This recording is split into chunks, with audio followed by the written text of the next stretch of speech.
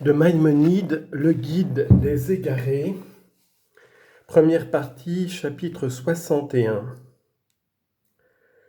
Tous les noms de Dieu qu'on trouve dans les livres sacrés sont généralement dérivés des actions, ce qui n'est pas inconnu. Un seul nom doit être excepté, c'est celui qui s'écrit par Yod-He, Vav-He, car c'est un nom improvisé pour désigner Dieu, et qui à cause de cela est appelé Shem HaMeforash, ce qui veut dire qu'il indique expressément l'essence de Dieu et qu'il n'y a pas là d'homonymie. Quant à ces autres noms glorieux, il le désigne par homonymie, car ils sont dérivés de certaines actions comme on en trouve de semblables chez nous, ainsi que nous l'avons exposé. Le nom même d'Adonai, qu'on substitue à celui de Yod-He-Vav-He, est également dérivé, renfermant l'idée de seigneurie. On lit par exemple l'homme, le Seigneur, du pays à parler. Genèse 42, verset 30. La différence entre Adoni, mon Seigneur, le Nun ayant la voyelle I, et Adonai, le Nun ayant un A long, est la même que celle qui existe entre Sari, signifiant mon prince, et Sarai, nom de la femme d'Abraham. Genèse, chapitre 12, verset 17 et chapitre 16, verset 1. Car ce sont là des noms emphatiques et qui embrassent aussi d'autres êtres. Et on a dit aussi en parlant à un ange, Adonai, mon Seigneur, ne passe pas outre. Genèse, chapitre 18, verset 3. Si je t'ai donné cette explication, particulièrement au sujet du nom d'Adonai employé par substitution, c'est parce que, de tous les noms de Dieu les plus répandus, c'est celui qui lui est le plus propre. Quant aux autres, comme Dayan, juge, Tzadiq, juge, juste, Hanoun, gracieux, clément, Rahum, miséricordieux, Elohim, ce sont évidemment des noms communs et dérivés. Mais le nom qui est épelé Yod-He-Vav-He n'a pas d'étymologie connue et ne s'applique à aucun autre être. Il n'est pas douteux que ce nom glorieux qui, comme tu le sais, ne devait être prononcé que dans le sanctuaire, et particulièrement par les prêtres sanctifiés à l'Éternel dans la bénédiction sacerdotale, et par le grand prêtre au jour du jeûne, n'indique une certaine idée à l'égard de laquelle il n'y a rien de commun entre Dieu et ce qui est en dehors de lui. Peut-être implique-t-il, selon la langue hébraïque, dont il ne nous reste aujourd'hui que très peu de choses, et selon la manière dont il était prononcé, l'idée de l'existence nécessaire. En somme, ce qui fait que ce nom a une si haute importance et qu'on se garde de le prononcer, c'est qu'il indique l'essence même de Dieu, de sorte qu'aucun être créé ne participe à ce qu'il indique, comme l'ont dit les docteurs, au sujet de ce nom, mon nom qui m'est particulier. Quant aux autres noms, ils indiquent tous des attributs. Je veux dire qu'ils n'indiquent pas seulement une essence, mais une essence ayant des attributs, car ils sont dérivés. Et par cela même, ils font croire à la multiplicité en Dieu. Je veux dire qu'ils font croire qu'il existe des attributs et qu'il y a là une essence et quelque chose qui est ajouté à l'essence.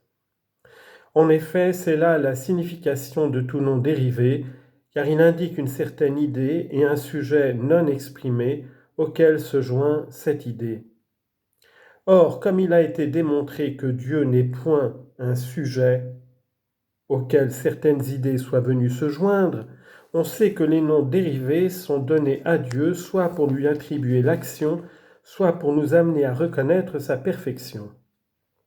C'est pourquoi Rabbi Hanina aurait éprouvé de la répugnance à dire « le Dieu grand, puissant et redoutable » s'il n'y avait pas eu les deux nécessités dont il parle, car ces mots pourraient faire croire à des attributs essentiels, je veux dire à des perfections qui existeraient en Dieu.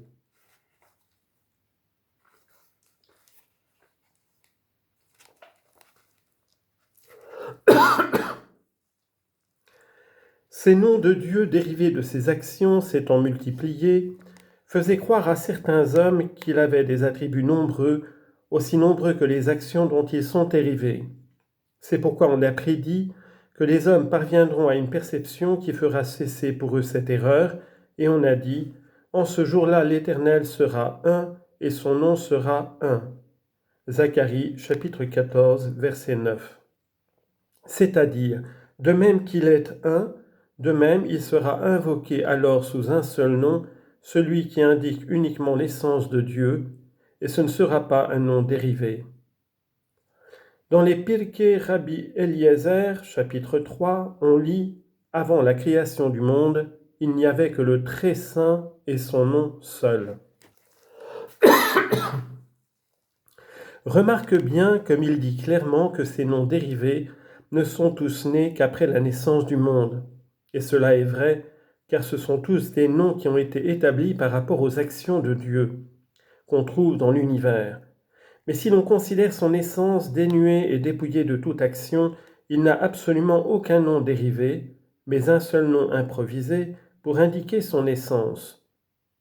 Nous ne possédons pas de Shem, qui ne soit pas dérivé, si ce n'est celui-là, c'est-à-dire Yod-He-Vav-He, qui est le Shem Hamefarash, absolu.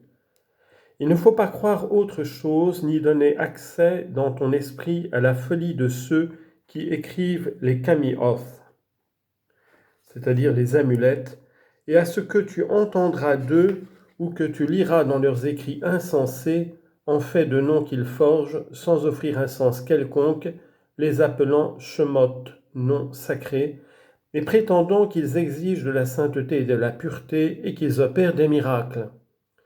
Toutes ces choses-là sont des fables qu'un homme parfait ne devrait pas seulement écouter. Et comment donc pourrait-il y croire? On appelle donc Shem Hameforash que ce seul nom tétragrammate qui est écrit mais qu'on ne lit pas selon ses lettres. On dit clairement dans le Sifri à ce verset, « Ainsi, vous bénirez les enfants d'Israël. » Nombre 6, 23. Ainsi, c'est-à-dire en ces termes, ainsi, c'est-à-dire par le Shem Hameforash.